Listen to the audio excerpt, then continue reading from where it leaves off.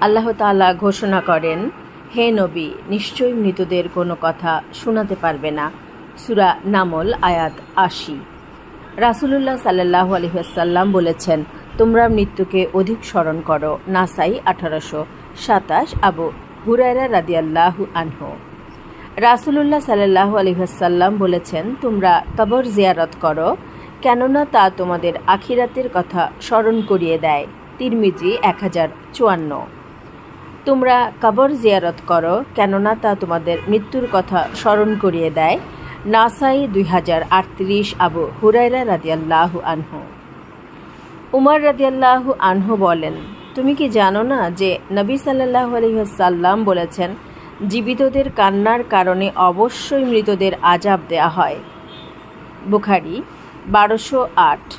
রাসূলুল্লাহ সাল্লাল্লাহু আলাইহি ওয়াসাল্লাম কবর জিয়ারতকারী মহিলাদেরকে লানত করেছেন। ইবনে মাজাহ ১৫৭৬। আবু হুরায়রা রাদিয়াল্লাহু আনহু।